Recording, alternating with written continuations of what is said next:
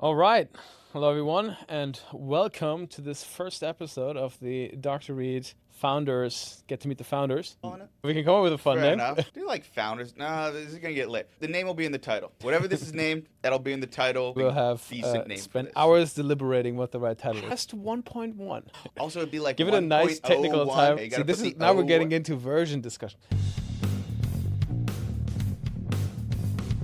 Tell us all who you are and maybe a little bit of what you do at this little company. Hi, my name is Augustine Summe. I am CTO of Dr. Reed, and my main role is to build all the technical stuff and learn all about AI and the process of education and pedagoggy, or the study of how you teach, so that we can optimize the product to teach our various learners in the most effective way possible. Fantastic. Yeah, I think that summarizes it quite nicely. I like to say he builds the tech, that's the nice and easy way to put it. But to be fair, there's quite a lot involved in that aspect. And I think we're very lucky to have Austin on board. He's a very brilliant mind in our space here. And, we have dove quite deep into the research part as well, which I know you always enjoy doing a little deep dive in there. Listen, if you don't have sources to back up your statements, you're just speculating. Hey, And see? how Now far that's has good. speculation really got us as a society, as a civilization? Right. Got us like Aristotle. That's my point. Got us like Aristotle. After that, you needed to write things down. That's where we draw the line. Okay. Very good. Well, I'm going to do a quick intro as well. Yes. My name is Thore Weber. I'm the CEO of Dr. Reed, and we are out here today to give you guys a little look behind the scenes and talk about some stuff. Yeah. And see if we can't elaborate on what Dr. Reed is, why we're doing what we're doing, and why we have decided to take on this crazy journey of, starting a startup and, sacrificing a bunch of other stuff so that we can build something cool. Exactly. So maybe we start right there. Like, what's the thing that we're building? We are building a AI reading tutor system, or a live talking to system. Basically, like, think of it like you open up your phone, you take pictures of a book, or you have a book installed on your phone, depending on like which version of the product we're doing at the moment. And then you just press a button and start reading that book. Book is either in your hands, maybe we have a digital system of reading the book, whatever it may be. You are reading to this book out loud, and it will correct you as you go along. It will interact with you, answer questions. It will do all of the normal things that a reading tutor would do when you're sitting down one-on-one with a reading tutor. That's essentially the wider goal aspect of Dr. Reed, is to build the most optimized reading tutor system available to everyone in the world at the lowest price. And this seems like a pretty easy thing to do, right? No, it's not. So it wouldn't be that hard if I had like 3 billion. Give me 3 billion. I think it'd be pretty easy, honestly, then. Well, any one of our 10 listeners out there, if you are a billionaire, we are open for investment. No, but to be fair, it is a super exciting time, right? Yes. Because when we set this out, we were at a very different stage. So we started this we had our first thoughts around it in like November 2023 when we started coming together. Well, and then so it was officially officially talked about in like September, August. Yeah. And then like where it really started to coalesce was November. And then in January of 2024, that's when we actually formed the company. Yes, when we we said, formed the okay, company, we're doing let's this full be time. serious about this and really pursue it. And, the most amazing thing has been to just witness how AI has developed in that time span that we were developing this thing, right? Like 100%. from where we started to where we are now, we have had such insane progress on the AI side, and specifically in the coding side. Because we should mention that I have a little bit of a coding background in terms of I've built some small apps and that sort of stuff, but really we're not like coders by trade. No, we're engineers. So we both went to school for engineering. We studied systems engineering. We are very technically minded, but we did not actually have a lot of experience doing individual coding work. That's right. And so really for somebody like us back in the day, we would have had to hire a full stack developer, somebody to facilitate the front end, the back end. Probably a team of like 2 or 3 coders. Or alternatively, I spend 11 months just grinding out learning how to code before we even start the building process of the product. Absolutely. That's another thing people have done historically Right. when they're like, "Oh, I have engineering background. I don't know what Python is. I haven't learned the language, all of that." Yeah, I think there's one story that I can mention about this very specific, which is that when I was in college, remember I had taken maybe one coding class in college, but I was set out to build this app. We had this McGuire Entrepreneurship program, and me and my team, we set out to build this parking payment optimization app where you could like pay with one tap and then Yes. you enter a parking zone. The parking meter. You remember you that? Click the button. Exactly. Yep. But at least it sends you a notification when you arrive in that zone. Exactly. That's exactly what it did. So you drive into the zone, tap. The point is, we started building that out, started building the app, and my God, I mean, the hours you spent on getting one little button to work exactly the way to move you between the different screens. And this was just like coding within, Xcode, right? Like Right. we're just talking Swift. And it was such a transformation from building that to then going and developing Read and Quiz, which is another product that we have out. And Read and Quiz, I mean, a feature that would have taken me maybe a month to build, I am now building in 5 minutes. Yes. And I think I like to bring up that story because I think it's emblematic of the kind of journey that we've been through in terms of how coding has developed over the time that we've been at it. And you're obviously much deeper in this, so I'm sure that I'm very deep in this. It's weird. Like, if you look at social media and you look at like the coding spheres of social media, there are a lot of people complaining about AI, and a lot of that seems to be threat induced based off of like they're either hyper purist about form, right? They're more artists than essentially engineers who are just doing something. we're talking specifically about the coders right now. Yeah, the coders, right? Yeah, right. Coders complaining. I see a lot of coders complaining on the internet. Right. All of the coders I know that I talk to are like, yeah, I just do it now. I just go through it. And like there'll be a couple of people that are like, oh, I have to build, a compiler or something really hyper specific that they're like, well, I'll do that manually still. Right. But for most of the people, like, I have a cousin who works for Capital One, does like payment integration stuff, does their app stuff, and he's like, yeah, I just use AI all the time. Yeah, it's a brilliant tool, and I think one of the things that was interesting when we set out to build this, because we have 3 versions, right? We have the first versions, which we should probably go through in chronological order, which is we can go over it briefly. I'll say that. So let me do the quick summary. We did the validation research for any other entrepreneurs out there. That's what you start with.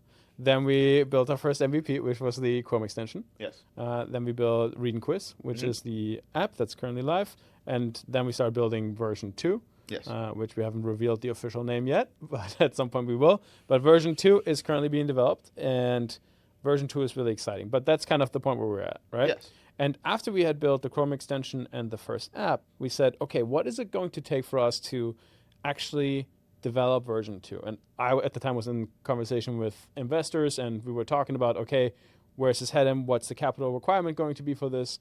And we estimated that it was probably going to be around $800,000 that we'd had to put into this to get it up and running. Then AI happened. And I think one of the really cool things is Austin happened as well. So the man you sat down and really started grinding out on V2 and were able to dedicate yourself full time to just developing that. Yeah. No, I mean, it has been a extensive process in this regard. Right. But at the time, before we really started the V2 system, right, when we were looking at it, I was just like, I don't know exactly what this is going to take.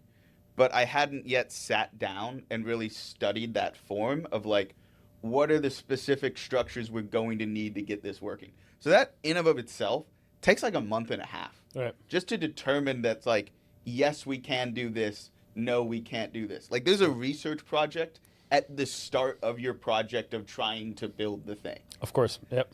You gotta figure out what you wanna build before you build it. And so, with the more recent tooling sets that got basically online maybe 6 months before I started the process, That was really what allowed us to be able to do this. And even then, speaking of which, because we're having lots of issues with like latency with the model, the current model that I'm Explain really quickly what latency is. latency is the time it takes for the computer to process something. So you speak to the computer and it speaks back to you, but it also has to think about what it's going to say to you. So that is the key point in latency. Which is super key for when you're building a tutor, right? Because you're literally talking to the system. And so you want to make sure that it's getting back to you as quick as possible. Yeah. It has to respond to you in a, pithy kind of, real fast way, as, when we have normal conversations, right? So, like, our goal aspect of that was about half a second. And one of the things that was interesting is, like, we're having huge latency issues with all of the various models that we're using. The current one that we found that could hit that kind of latency, it didn't get released until, like, 4 months ago, 5 months ago. That's crazy. So it's very much as, like, this is kind of the edge of what you can do without building a full-on dedicated model to your product, which again is the reason why I said a couple $2 billion. So how does it feel to be on the cutting edge of coding? Stressful but fun, I guess, in this regard.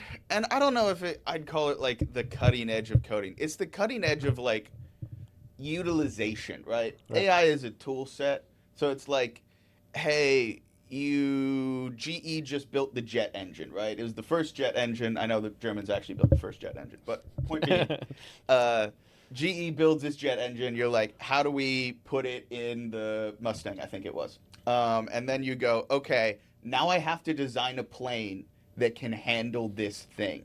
And so that's your job, right? Some core fundamental technology has been created that is now enabling the rest of the process, and now you have to redesign your entire structure and system around it, the utilization of that core technology. Right. I think that's a really nice way to think about it, actually, in terms of what is our system and what is kind of the core engine that's driving it, and then how do we turn that into something that's useful in the specific setting and the specific problem that we're trying to solve. Now, I have a lot of thoughts around why we went into this, right? Yes. But, I am kind of curious to get it from your perspective. So let me phrase it like this. At some point, we decided that this is what we're going to do. Yes. And you decided, let me build this with this crazy German Norwegian dude that has some dyslexia. I'm the crazy. we can go.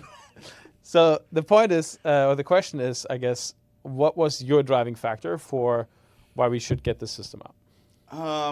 I thought the technology was going to the right thing. Like, it was going to be a thing. When we started out, AI can kind of do math now.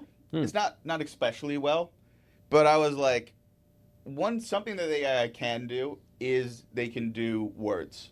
They are large language models. They are built on the concept. They're supposed to be able to be good with words. They're supposed to be able to be good with words. Large language model. We should focus on something that's word-based.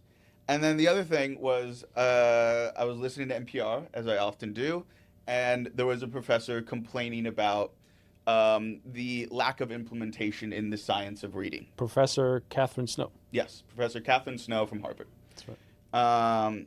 And she was talking about like how, because education moves really quite slowly in terms of a philosophical basis, right? So the science of reading, like, debate system, that had been raging for like maybe 10 years now. And you didn't even really see a specific case study, which is the famous one being the Mississippi Miracle. You don't really see that case study until they introduce, I think Mississippi introduced in like 2005, 2007, but then it's like 10 years to do the study, right? Right. It's doing an education study in a way that is good enough to be long-term measurable is a little bit like a drug study. Takes a minute. Takes a minute, right? Because you need to see, like, how did this affect the students over a long period of time? How did that affect their entire education careers getting up to high school and college? And then it's like the other question of, like, how long does this system take to get implemented? Point being is there was, she's basically complaining about it on NPR, being like, they need to follow the research that I and other great professors did in terms of how literacy works. I remember that. She was really adamant about that point, that she had dedicated her whole life to figuring out how these kids learn, what the best systems are for teaching them, specifically teaching them how to read. And then she was so frustrated that nobody was actually implementing her research. Yeah. Well, that's academia screaming into the void is not exactly a less than unique case, if you will. There's a lot of that going on. Point being, she was complaining about it, and I had always wanted to build something that solves a problem. And one of the problems that I really dislike is education being terrible. I was a very terrible student growing up, but I also had lots of complaints about how the education system worked. So, spoilers, while you grew up with dyslexia, I grew up with ADHD. So I was not the most viable of students, if you will. And the education system was very inflexible at acquiescing to what kind of things would help me learn in that kind of process, or credit me in that kind of process with determining what I learned. So that was always one of my interest areas, right, is make education better. And so I thought, hey, that's a great opportunity for that. We have an emerging technology, combine that with an existing problem that has been essentially nigh unsolvable. Well, we should clarify here. The problem has been solved, right? But here's the thing. The way that we're currently solving it is with private tutors. Now, there's 2.5 billion people on this planet that are actively trying to learn something. But out of those 2.5 billion people, about maybe 10% have access to a private tutor. That does not mean you can afford a private tutor yet, right? Right. That just means there is a private tutor of subject matter in your area. But I think it's such an important point to outline, because we do have a solution, and we have a lot of respect for these private tutors, because they have dedicated their whole life to figuring out how can I help my children. And, maybe I'll go into my personal story here in a little bit, but there is tutors that have really specialized on helping people that are struggling with learning to read, for example, how to teach them. And that's one of those things where we have a lot of respect for them, because that's an amazing skill set. But unfortunately, there's just not enough of them at a price point affordable to the masses, right? And so one of the things that I think was a key driving factor for me with this is the access to quality education is completely dependent, and largely still, especially in the US, on the income bracket or the socioeconomic status that you're in. Yes. Right? And so property taxes on schools. Exactly. Which that's a whole other subject that we can get into. We want to go on a quick little property tax rant, but no, I think... What does Norway do? Here is the value of your house. Yes, this is the quality of your kids' education. That's right. Now, the ability to provide a one-on-one tutor to every child on this planet, I think that should be the objective, right? Yes, should be the objective. We should have the ability with AI for the first time to provide that. And that's really where we're at, right? That's what we're trying to develop with this. And obviously, it will happen in kind of layers, because, technology takes time. And, until you can really get it into the rural communities, it takes a bit of time to disperse it like that. It'll take even more time.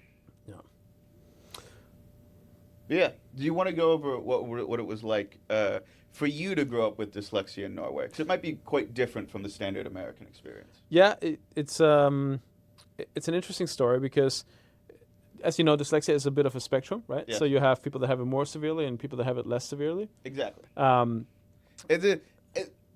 This goes back to I have a rant about diagnoses, especially within the brain. Hey, come on, let's go. But essentially, whenever because we can't map people's brain, right? I can't map your brain and go, hey, that circuit's missing there. That's not doing what it's supposed to be doing. That circuit's off by this degree of axis, or some measurement that could be, in fact, mathematical and precise, that could explain a certain behavior characteristic. Right. So when we give people a diagnosis, and this is pretty much across the board true for all psychiatric diagnosis, they go, is the brain tending to do this a little bit enough? Yeah. Threshold line. Before the line, after the line. You know, remember that? So there's this famous scene in Forrest Gump where he's like, oh, your child has a mental handicap, right? And they show her his dot on the IQ score, and it's just below the little threshold line.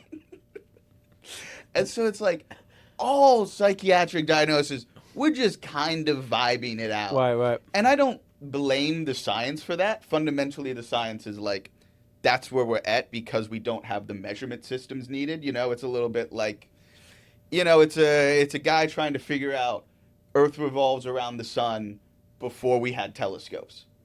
How do you tell? It looks exactly the same from both perspectives. Same. Right. It's same on both sides, so you can't really exactly tell. But that's how all basically brain diagnoses work. And yeah, so dyslexia is a spectrum. Dyslexia might be multiple different things. We have had studies where we can see like the brain light up in certain areas when you're reading, and there's differences in dyslexic people, but the exact mechanism and shape of that light up is not like well documented enough that we can say, yeah, dyslexia isn't 5 different types of like mutations to the underlying structure that cause this symptom. It is just this symptom. It's fascinating, isn't it? We're actually discovering more and more research in this area as well. Mm-hmm. One of the other areas that is quite fascinating is what happens when you read. And when you read, they have now these kind of like brain scanny things that they put on you. Yes, they're essentially they're measuring electrical signals, or they can measure blood, like activation, and then there's one that like kind of measures like chemical activation, but it's a little bit more. Point being, we can measure brain activity, yes, and we can identify what's happening in the brain when we do different things. And so one of the fascinating things that we identified is that when you read in English, different regions of your brain are activated than if you read in Chinese. Yes. And so this is quite fascinating, right? Because it means that the different types of languages that we learn activate different regions in our brain. And I think this is also where it comes into play with how difficult it is to learn a new language, and why it's easier for lots of us to understand languages that are already closely associated on the language tree with the language that we already know, right? So if we, for example, we don't know Chinese or Mandarin, if we wanted to learn that language, then it would be a completely new kind of synaptic way that we have to form in order to get a better understanding. Well, especially with reading. So I'm not sure if the studies have really shown that like verbal Mandarin or Cantonese is specifically the reading but it's aspect. Specifically reading, and that is primarily built on the kanji system, where East Asia, the various East Asian, I don't think Korean, but I'm not actually sure about Korean, are built on the concept of individual structures within your symbol are representative of ideas, not words. So words have a 26, for Romanized words, right, and even Cyrillic as well. They have the various letters, and those letters combine into a structure, and that means an idea or a word. In Chinese, you layer ideas on top of each other to create the composite word. Isn't there, maybe I'm totally wrong on this, but I think I saw something about the symbol for loud being basically just 3 women symbols on top of each other. Yeah, there's a bunch of memes about that. Right. Where essentially it's like, here's the old various like biases that ancient Chinese dudes had, where they were just like loud, and that means women or something. Point being, but yeah, that's an entirely different structure, right? Of course. We have one is basically a code to represent a single idea, because you can have one letter off can be an entirely different idea that's totally unrelated and doesn't even have anything to do with it, or having a layered system of symbols that allow you to create a composite idea. It's weird because like German does this as well, but just by Adding more words the to it. various subwords together. What was I remember it was like what is the word for coming of age story? Well, I'm not quite sure which It's one you're like talking about. Jungen, how it started with Jugend meaning like youth. I don't know, but I have a different word for you, which Okay. is Schifffahrtskapitäns Mützenknopfabdruck.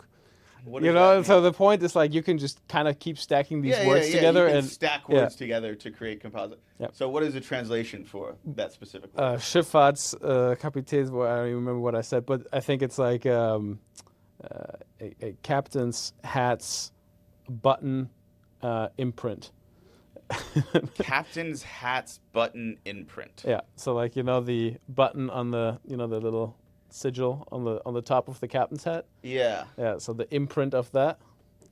What do That you mean would by be- the but imprint? Like the- the imprint on the hat? No, like if you were to imprint it into like sand or something, or Oh, clay, right? Yeah, but the point That's is, so hyper but it's not a specific word. It's just shit that I made up, right? Oh, okay. So the point, you like but, made that up on the spot. but that's the beauty of the German language is that you can just kind of keep stacking these together and make them up on the spot. My point is that the German language does the exact same thing as Chinese, where you'll stack these ideas together, and the combination of those ideas as a single idea Right. makes a different thing that those individual pieces sum together.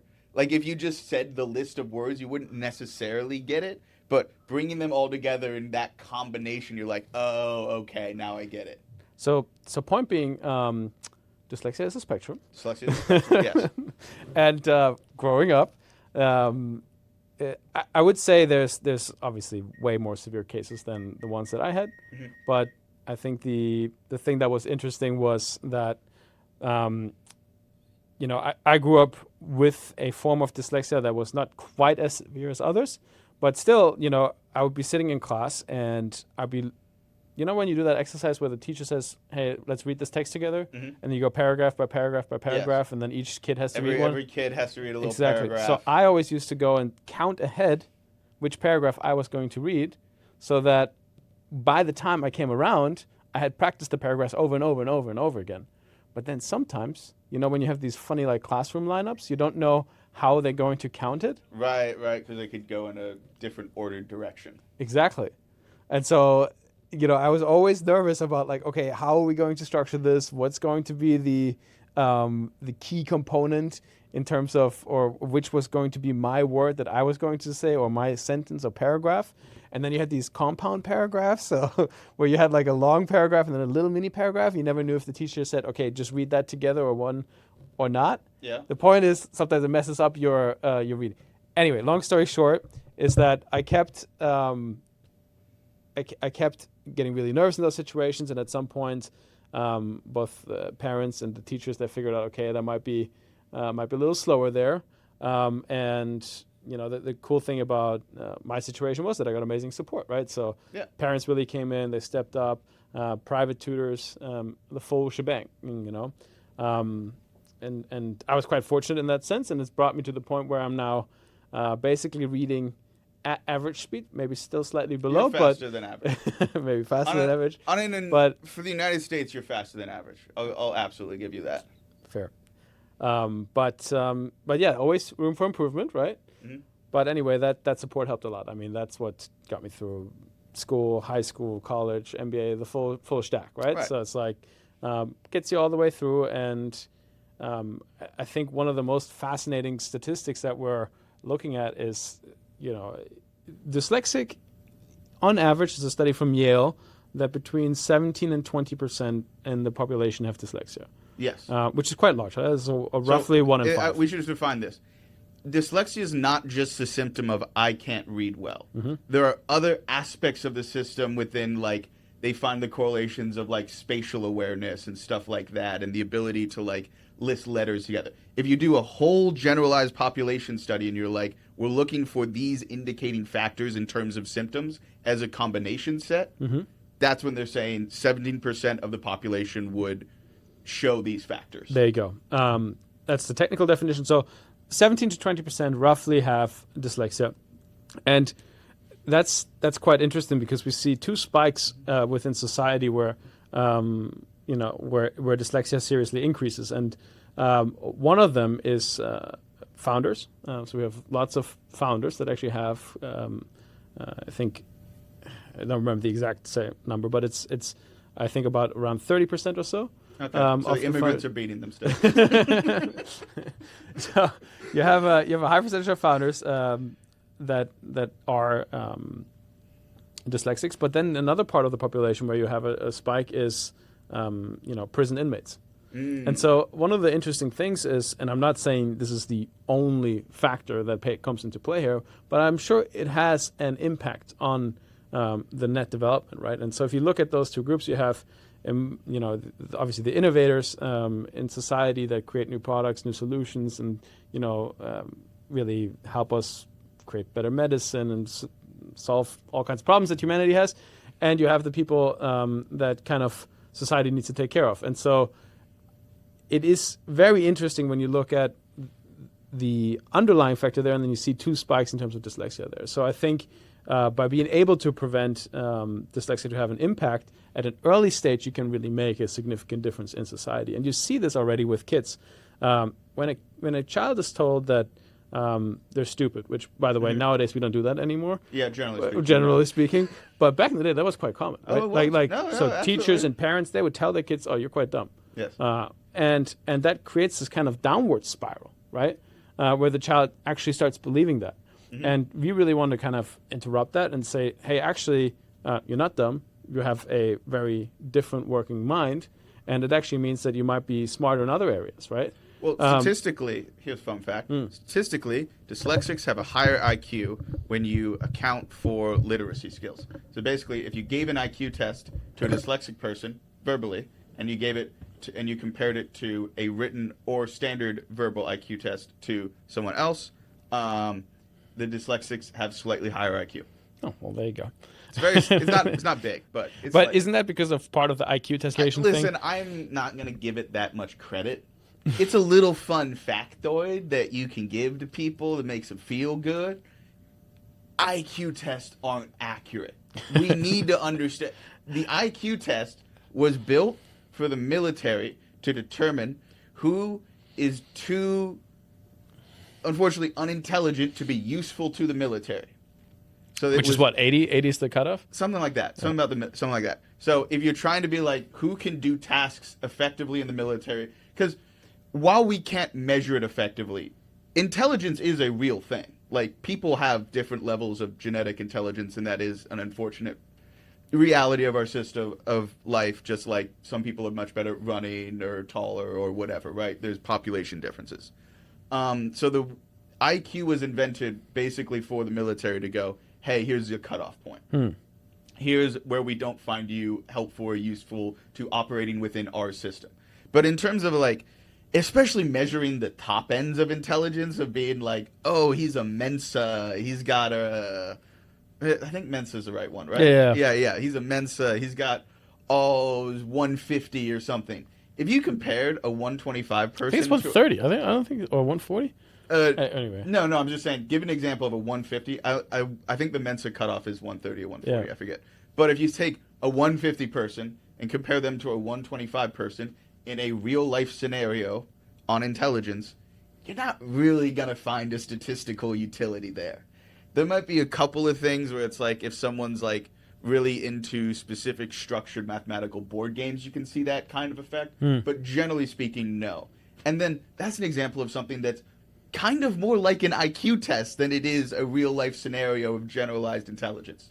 Because like, the savants who can like listen to a piece of music and then play that piece of music back perfectly. Fly over a city and then perfectly paint every single window after. Yeah. Do that. IQ tests don't measure that. Is that right? Yeah. So, intelligence comes in many forms. And IQ is kind of bad. Right. Okay, continue. I got a little sidetracked there, but that's okay. No worries. That's good. Rant about IQ. No, where were we? I was talking about how all the assistance you have had in life has helped you get to the point where you were, go to school in the United States, get an engineering degree, good GPA, all of that classic stuff. Get your MBA. Woo! Full spectrum. Full Yeah, spectrum. Success, right? Keep, Could have had a PhD. keep going. I like this. You could have had a PhD, but, you wanted money. And No, not no, no. to be a feudalistic slave. Right. No. I think this goes back to why at least I started this company, and why I think it's important that we provide this sort of access. It's like when you democratize access to quality education, you really change the life of thousands, if not millions, of people. Right. Right. I mean, it was very fundamental. The Prussians and post-revolution France really kind of invented the concept of mass education, and we saw the effects of that being like, huge literacy rates in the population, full on into the Industrial Revolution. Like you Exactly. can see how much of an effect that had, historically speaking, where everyone gets a baseline education. Absolutely. And I think it couldn't come at a better time, because right now we're at a very interesting intersection, which means that for the longest time we have seen rates in terms of literacy, in terms of writing, in terms of math, Yes, decline. they've declined. And that is not a good trend. No, it's not a good trend. And so, what we can do to reverse that is to provide the kind of one-on-one support to every child that allows them to get the experience of a private tutor. And I just want to kind of outline what that is and why that matters, right? Like, if you think about a traditional classroom setting, you have 20 to 30 students per teacher. Yes. And now this teacher is tasked with educating these 20 to 30 students all by themselves. Okay, so that means that, let's say, Jenny is smart and is ahead of the class. Yes. And let's say Thor is slow and he is behind the class. So now the teacher needs to cater to both of these students in one classroom setting, and then you have a bunch of kids that are in the middle that are like, okay. So what happens often is that the teacher tries to accommodate most of the students, as many as possible, because, that's the objective. Bell curves. Exactly. And does a really good job for the large portion of the people in the center, but neglects a little bit the person that is ahead of the class, doesn't challenge them enough to the degree that they should be challenged, and neglects the student that is falling behind a little bit because, well, she can give them all the personal attention because then she wouldn't have time for the rest of the class. Yes. Now, what if we could reverse that? Right? What if we could say, all of you have your own private teacher that sits next to you and teaches you exactly at the pace that you want to learn and helps you with the specific problems that you are having on a one-on-one basis, is indefinitely patient, and can really support you through your entire reading journey and help you figure out what you need to learn next and adjust the learning experience to your actual skill level. And this is kind of where it comes back into, Or how do we the way you provide... learn. Well, that's another interesting aspect, right? Because there's different ways that different humans learn, Yes. right? Do you want to do a rant on that? We have no idea how to teach people. It is black hole of knowledge. We've come up with a ton of different schemes. We really haven't tested any of them to the extent that we need to. We have there's one statistical thing that we know is the best way to teach people. And that is a private tutor, which isn't a way to teach a person. That's just a method of offering ways to teach people to people.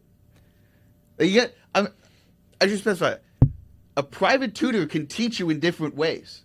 So in terms of like, what is the best way to teach someone statistically, we don't know. We just know that offering the system that is the most tailored experience to the user is the best system, without knowing what part of that tailoring at all is the thing that matters here.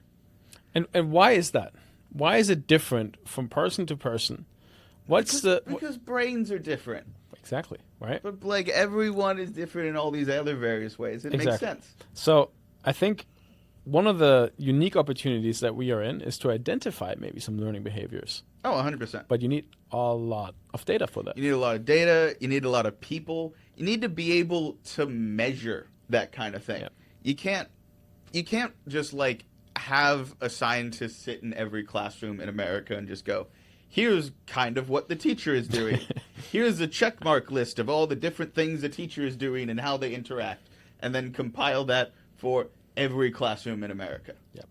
It requires quite a large scale study. Yes. With a lot of very nuanced and refined data. Mm-hmm. And if we are able to pull it off, and we are able to identify these sort of learning paths, Yes. I don't see a impossibility of reducing learning time for specific matters from 8 hours down to 2 hours. I think this is fully possible, especially that might if you be compare. Pretty aggressive. Your generation from 8 to 2. I think, but like 20, 30, even 40%. It's gonna be way more, because you. Maybe not if you compare it to like a current private tutor, but if we compare it to a standard classroom setting, I think an 80. But then you're doing different factors here, because then you have like an attention system. Yeah, of course. But it's the net difference between how most students are currently educated versus how we could educate them. Now that's I would Right? agree with that. If We could get multitudes, right? It's in a full multiplication system of like, here is the true Carnot efficiency, what is the maximum you can do for an average of the population in terms of how good you could be, what's the theoretical best way to teach everyone individually, and then where we currently are is maybe, I don't know, an eighth of that, something like that. Yeah. So lots of exciting stuff, but it would require a large amount of students to opt in and to be willing to train on their data. Yes. And that's a scary concept, right? It is. A lot of schools to want to do it themselves, because the schools can handle, let's say the schools were using a tool like us, not necessarily us, but the schools were doing that. They could compile their own data set, anonymize it, do all of those things that they want to do to privatize the data. And, that would also have the same effect. Because if you don't even need the node to be an individual student, you can have the nodes be schools in terms of what the schools are doing. Exactly. You could technically outsource it. Yes, exactly. Anyway, lots of cool opportunity. Yeah. We don't want to get too stuck into all the things that could happen down in the future, but I think there is lots of potential there with helping students gain access and gain higher quality education, which ideally reduces the amount of time that they need to learn, and that then frees them up for other stuff. All right. And we actually had seen a great example of that with Alpha School. Right. You heard about Alpha School? I have. Yeah. So they do all of their like reading, writing, I think even math on AI tutors. Right. And the teacher now has assumed the role of a guide, and the guides the student through it. And the kids have so much time for extracurricular activities, right? And that's building real life skills. You ever go in like these conversations where somebody says, "Oh, why is nobody teaching me this in school?" When it comes to like filing your taxes or having basic financial understanding. Or I don't think Alpha School's teaching people how to file their taxes, but they are they're letting you do projects. Right, but that's the point, right? So you get to do all these extracurricular projects. You get to like pursue those, and that's exciting, right? Oh yeah. I mean, obviously the kids that they highlight on their channels and whatnot, they seem super excited about it, and they seem excited to go to school. That's a big one. Right. How do we really encourage kind of like a passion for learning? I mean, on an ADHD basis, this would be the most effective system, right? Because famously, if you're working on an individualized project that's yours and you get to be creative about it, that's going to be much more effective than any standardized classroom setting for ADHD kind of students. This is also why video games, like ADHD people can completely pay attention in video games, and you don't. Is it? That's get interesting. that. Wait, explain that to me. So, like, people who have ADHD and you're like, oh, can you pay attention when you play even long-form video games? They absolutely can. There's an interesting aspect of ADHD that I think we don't fully understand. And we should mention there's an overlap there between about a 50% overlap, right? Yeah, so between on a statistical basis, at least from what we understand, what we have from the studies, the overlap between ADHD and dyslexia is about 50%. So, but they seem to operate on entirely different brain spectrums. Like, from what we understand about ADHD, it's very frontal lobe, and dyslexia is not frontal lobe. And what ADHD is a dopamine system like abnormality. So your dopamine system isn't regulating attention and reward systems well enough. So you're just bored with everything and you're not getting engaged by it. But then again, ADHD could be 5, 10 different things. Right. And we're just giving this a label for a series of symptoms. Very difficult to isolate. But it does, from the data that we do have, it does seem to have some dopamine kind of disorder effects, right? It's associated with, in the same way that depression is somehow associated with serotonin disorders, right? Mm-hmm. ADHD is a dopamine disorder structure. And so they don't really have the proper reward system for being like, I want to do this next, here's the next goal. One of the things that video games do very well is they give you little bursts of reward systems as you go along. And you get that a lot more with projects, things that you're using with your hands, things that you're doing. There's a kinesthetic like aspect to it. And there's like a set of goals and structures that are there that is much more overall kind of rewarding than you would see in a classroom setting where it's like, hey, you got a good grade. But that's after the teacher grades it. Right. Like, think about this. Right. ADHD kids would do better if they got their grade for their test instantly. Well, that's a nice little hack. Because, of course you would. Because you want to see the stars go up. You want to see the score happen immediately. It's all about instant gratification is how you address ADHD. Also, this is like why you have a phone that scrolls and it gives you instant gratification, and that might also increase ADHD. Right. Attention. Yeah, attention. Brain, big, wide, all of these things are interconnected. We don't actually know what a disorder is beyond symptoms, so something there. We don't really know exactly how it all works, but there's something there in that regard. Yeah, Instagram Reels might absolutely be able to give kids ADHD. We don't know that for sure. I think this actually brings us to a really interesting subject, right? Yes. Which is that we're developing a technology. Mm-hmm. It's going to be a phone-based AI tutor. Yes. Right. The idea is that you put it next to a book, you read the book, and it interacts with you like a private tutor. Yes. Now,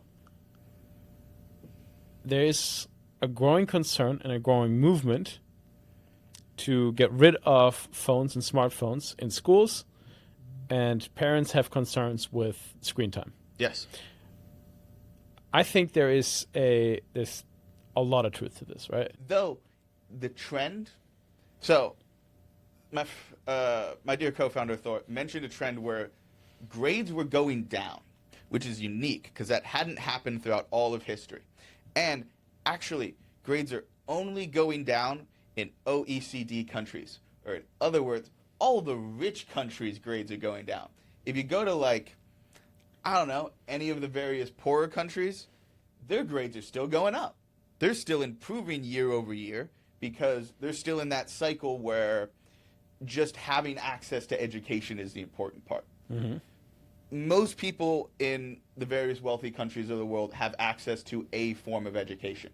So then what since about the year 2000 has started the trend of bringing down overall scores for math, science, and literacy across 26 of the wealthiest nations in the world. Right. And so a lot of people would then argue, okay, it's the internet, population, it's TV, it's popularity of phones, It's anything that is highly engaging, distracting, and of limited academic or functionally knowledgeable value, right?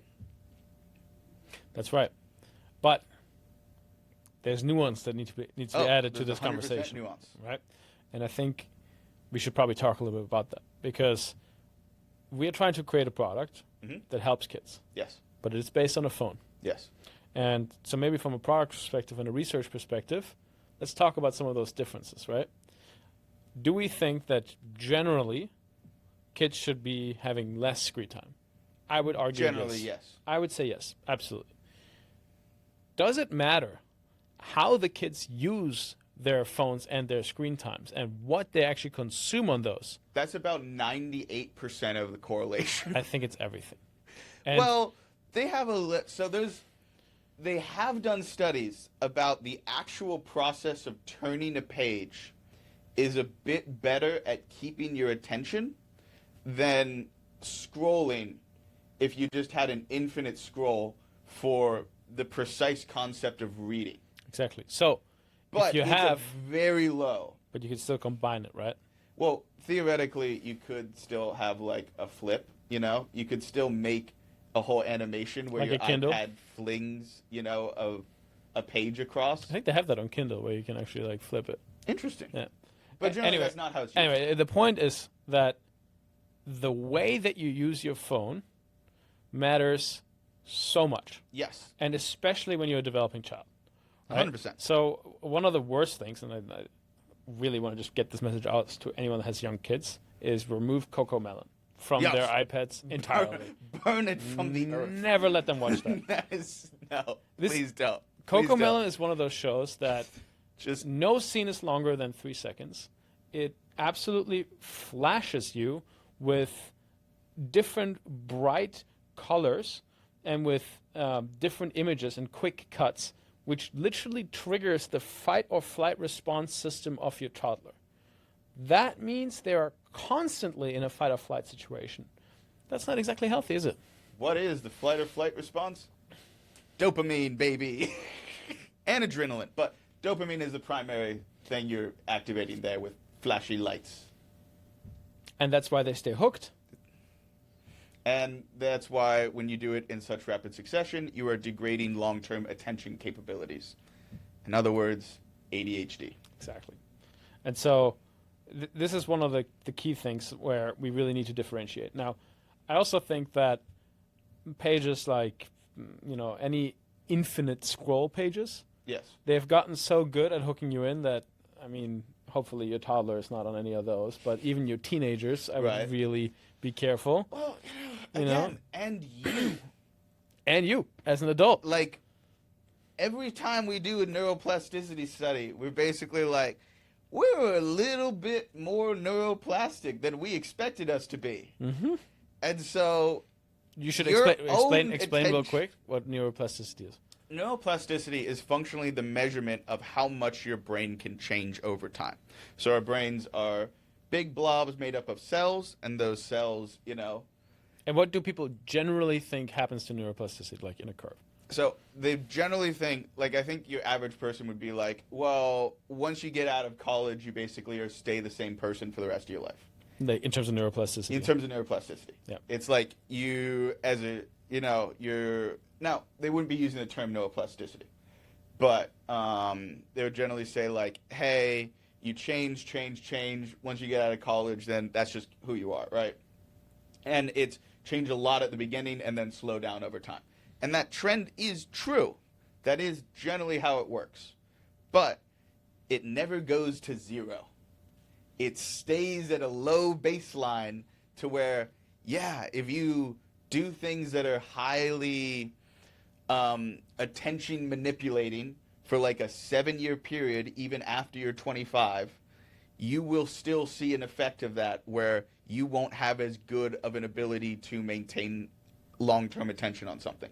Absolutely. For example, Right. if you do things that are not engaging your brain on an intellectual level, you will become stupider over time. That is just functionally how that works. Because, like, the brain isn't a muscle, but a good shorthand is to think of it like a muscle. Actually, the anterior mid-cingulate cortex That's not a muscle. That's an effect that behaves we see. a little bit like a muscle, and so It behaves like a muscle, but that doesn't mean that it is a muscle. You can think of it like that. Right. Use it or lose it kind of structure, right? Whatever you're using it for currently is what you're training your brain long term to do. But I think anyone can relate to this. I mean, anyone that has been scrolling for 30 minutes and then tries to pick up a book, it is a lot harder to stay focused on the book than if you were, let's say, slept well, woke up, got your glass of water, and then you try to read. Then it would be easier for you to actually just pay attention, keep paying attention. Your brain is not immediately in this like instant gratification mode. And so the weird part about that is that's not even neuroplasticity. It's not. So neuroplasticity is specifically the measurement of neuron connections. Mm-hmm. So you have neurons in your brain, they connect to other neurons, those open up new pathways, and then pathways change. Pathway change within your brain is not actually that quick. Like, it does happen, but like a 30-minute effect, you shouldn't be able to see that effect. But you can definitely feel that effect. But that effect is feelable. Yeah. I don't know. I might have to. There might be something there. I haven't looked deeply enough into the neuroscience of it, but there might be a system of communicating which pathways you get to activate when, according to certain stimuli, that might be on a much more fast tick basis. That'd be at least my general theory.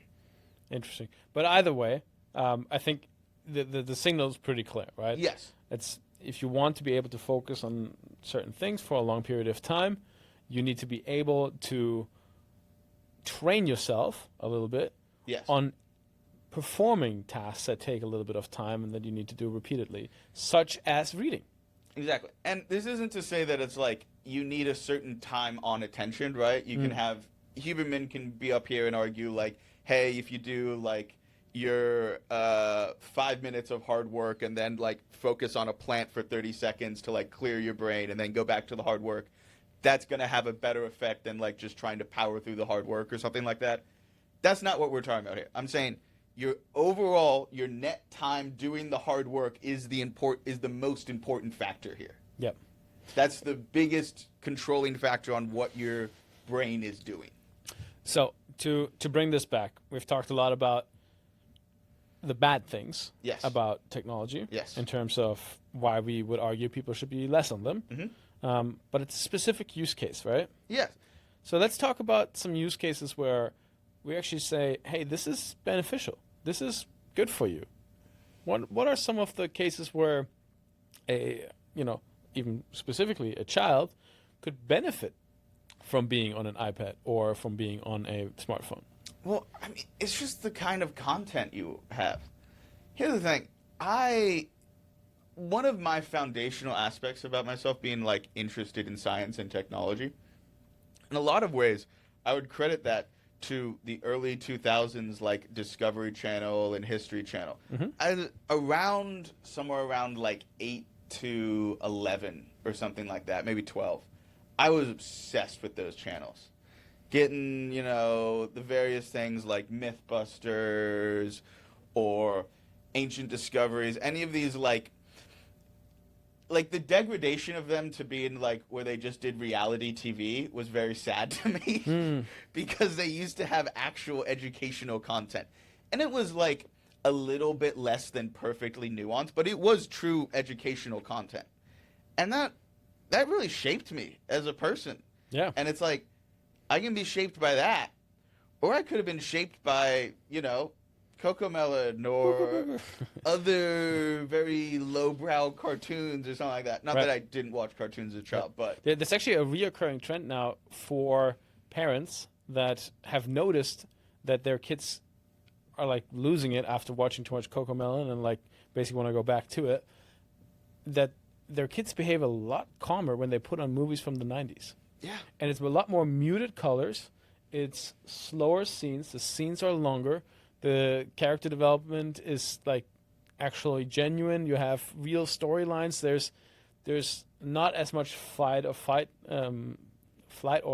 triggering. Yes. So, and then they just observe that the kids are calmer. Mm-hmm. It's fascinating. It is really fascinating. Yeah, because you're not triggering the panicking in your brain. Your brain's not doing it. And obviously, as a kid, you have no protections. You don't know how to, even as an adult, it's hard sometimes when I know a lot of my friends that are. And being self-aware of whether something is putting you into a high dopamine Yeah, state exactly. or not. I Not don't exactly easy, actually but- know that many people that can innately do But that. I think more and more people are now picking up on it because they have really tuned it hard now to the point where, like, Oh, yeah. you know, it's really hooking you in. We might be immediately. hitting max. Yes. I'll say that. Yeah. We might not be able to get more dopamine invasive than I we're think currently at. things like Instagram Reels, things like the TikTok scroll. Yeah. I have a strong feeling they will be classified as like the cigarettes of our generation. Oh, yeah. I have a very strong feeling about that. They are so bad for you, and even people that are or consider themselves fairly disciplined struggle with it and needs to go 100%. externally. Yeah. Like even I have a thing called a brick, which is a magnet you put on your fridge, and when you wake up in the morning, you put your phone next to it, and it blocks all all nonsense apps from your phone, so that you can actually focus in on work. Yeah. You know, but you need external tools to keep you from getting stuck in these kind of like dopamine loops, and that's a little crazy, you know. It is. That we are just like free-handing those out, especially to developing brains. I mean, I think we see it a lot in various aspects of society. Like, at some point along the way, McDonald's invented the McDonald's French fry for that price point, and that really made everyone go, "I'm going to eat too much as a society." Right. We made food too tasty, and that's really accessible. Yes, right? it was too cheap, too easy, and too Didn't tasty. even have to peel the potato anymore. Well, you didn't have to peel potato. It stays on shelf life forever, right? So it's never going to go bad. It's very cheap and easily accessible, and it's incredibly tasty. Right. And that's basically what caused the obesity crisis. So we see the same kind of trend where there's some sort of evolutionary system in place that's useful on that evolutionary basis, but then we hijack it for personal pleasure. And, you know, not hating on that. Gotta love all the fun things in life, right? But then we really just experienced so much of it, too much, that it really had some weird society kind of level effects that we didn't anticipate. Let's switch the subject. Of course. I think we've honed in on this quite a bit. Yes. All right. This is obviously not our first startup, and we had some. But it is our. Well, first it's startup. our first startup, but Yes. that's true. What were things that you didn't expect going into this? What surprised you? What has surprised you the most so far? Like there's certain interesting technical considerations on like how AI tends to work, like how you fall into the pattern of like these are simply regressions. And then there's like concepts on the general layer of like what AI is and what intelligence is that were very fascinating to me. But in terms of like how that relates to our product, that wasn't a huge area of surprise for me. I don't know if I could really say that there was a massive aspect of like surprise within the product itself. There's a lot of surprise I had with AI itself, but not specifically ours. Right. I think there's certain product decisions that are quite interesting. Okay, sure. Right. So like when you develop a system that talks to students and has a conversation with them, and you know, we understand that it is super beneficial when we can take the data from that student and we can compile that into large learning pathways that then when we have enough data sets on this, let's say 1,000 or 10,000 data points, that we can then say for the new student joining the platform, hey, here's an optimized learning path for you to really become one of the most advanced, for you to really understand your learning path the best and have the most optimized learning path, right? Meaning, again, cutting that 8 hours down into 2. And I think there's a lot of opportunity there, but at the same time, that data that we would need for that is highly valuable. Obviously, we're talking about, minors here. Yeah. And so there's a lot of things you got to do around data privacy. We got to be very careful. And I know that a large parts of our actual data are on the local system versus on the backend system. And generally, we at this point in our scaling, we store as little data as possible. Exactly. And like as much as we'd want to do a larger kind of scale studies. Right. But it's interesting because we understand that there's a long-term benefit, but it's almost like the parents need to opt in to provide a benefit for future students. Yes. And this, we wanted to, like, I remember discussing this with you there, like, we wanted to make this a public kind of set for, like, what kind of studies and learnings we wanted to do with this, right? Because there's a lot of value in the kind of data that we can collect and what researchers can figure out about the science of how you teach. And it was one of those things where it was like, let us be more open with that understanding of data. I remember that was, just to circle back to the very beginning, because at the time, Catherine Snow, she had an interview that we found, and where she specifically outlined. It was an article. Yes, it was one of her Harvard articles where they were discussing, like, why can't she? The interview asked the question, why can't you do a study on what are the best forms of teaching? Right. And her answer was, it would be a big study. Right. Meaning, you currently, would need 1 million people. Yeah, exactly. You need 100,000 students. Studies have to be funded, by the way. So, like, you gotta fund these things. You gotta provide people with clipboards and researchers and data gatherers and methodologies, and you have to organize all of that. We generally don't fund long-term longitudinal studies, and the only area where we do is like certain aspects of medicine, right? Where which is often privately funded. I mean, not the longitudinal ones. No, they're not. The private ones are much more like drug related and individual pharmaceutical related. But if you're talking about like public health aspects, okay, right? No, that's different. Yeah, for like, sure. Here's a long-term nutritional study. That stuff never gets well funded. So a lot of stuff you're just not funding. There's a lot of not funding going on these days. But anyway, in terms of big data, I think that's interesting again, because obviously somebody like Catherine Snow, she would love to have access to that type of data.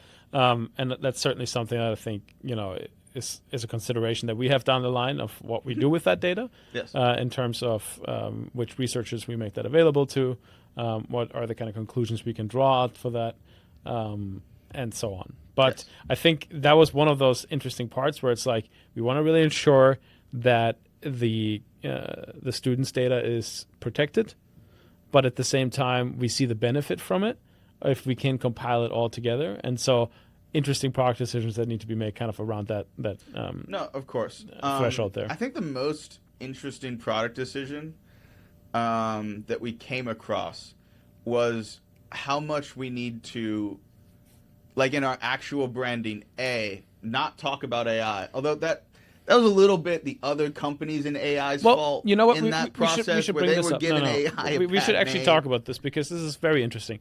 When you talk about bringing things up or not bringing up AI, right? Yes.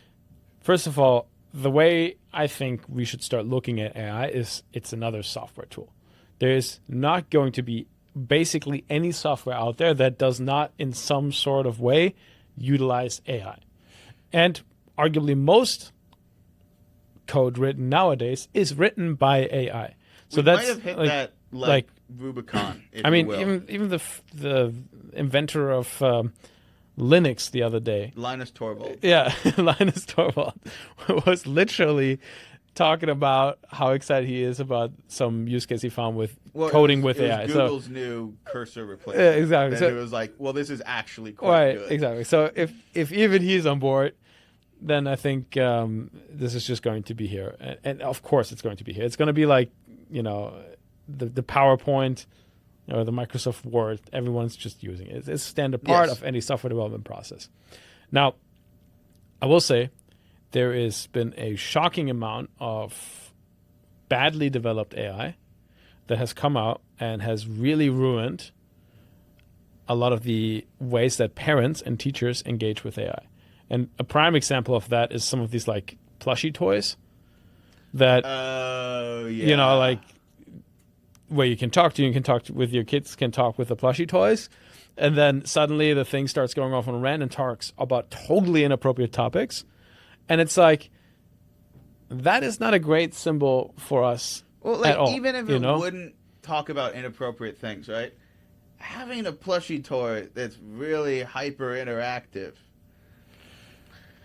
I don't know about that.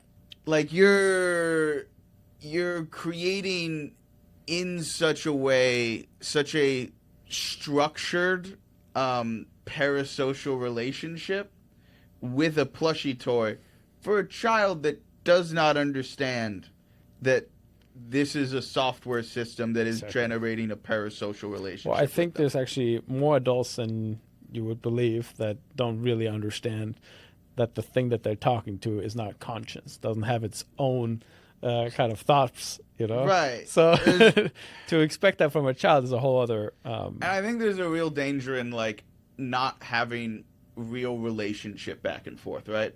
Like, even a dog, which are basically genetically bred to be friendly to us, if you have a back and forth with the dog, you have a relationship with the dog has a give and take to it. And AI systems are designed not to have give and take. They only give. And that's really useful when I'm building an app. It's not really useful when I'm learning how to interact with the world. relationship or interact with the world as if this was a person. Yeah, fair enough. So we should acknowledge, though, that there's definitely challenges. Oh, yeah, there's huge You challenges. know, AI has the opportunity to do a lot of good, and I think especially within education, you know, the ability to provide one-on-one support to kids all around the world, even in communities where you haven't seen this before. You know, we're talking rural communities where you have 2 teachers that teach all grade levels and teach, you know. Again. But anyway, the point is that there's huge upsides. We've already covered that extensively. I think we should acknowledge that there is some challenges in terms of how these systems work, right? Yes. And so maybe it is helpful for you to outline a little bit of why it is so difficult to control these kind of privacy outputs and put in place these guardrails, and what work goes into putting those guardrails in place. So, I mean, the privacy outputs, that's just us, right? That's just what we collect. That's not... AI remembers nothing. You feed a certain set of data into the system. It comes with outputs. At a certain point, you have fed too much data into the system, and it needs to reset, or it just breaks down entirely and completely slows to a crawling stop. This is one of the most fundamental, like, issues in people being like, AI is going to have super general intelligence. Is like, well, it can only really ever think a certain number of thoughts before it just has to completely reset and then use a summary of its previous thoughts in order to come up with its new thoughts. Right. But generally, as a speaking of, like, how you build guardrails, right? I will say, this isn't something inherent to AI. This isn't about how AI works. You could make an AI with perfect guardrails that acts in whatever structured if you have way. a completely isolated data set and that sort of stuff. It's not just if you have an isolated data set. It's like how you train the thing. Okay. So we have, in order to train the main models that we have, we train them to be yes men, right? Because we don't want the AI to be like, no. An AI telling you no when you want it to do a task that's not going to work. That's not what you want the robot to do. You don't want the robot to go, yeah, but I'm lazy. I don't really feel like doing that.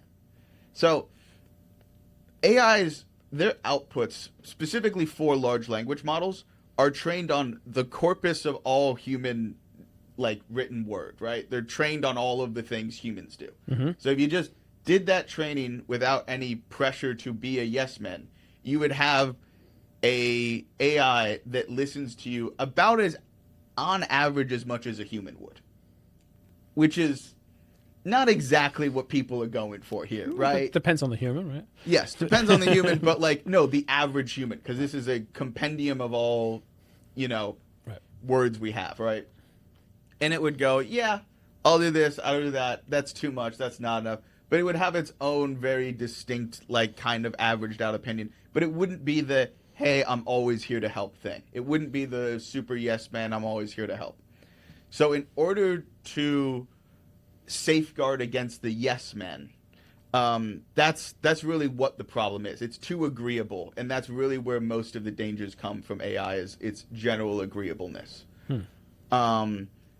So in order to prevent a user abusing the agreeableness, you have to have another agent that goes, hey, that guy's being too agreeable, because his instructions doesn't come from the user. His instructions come from me.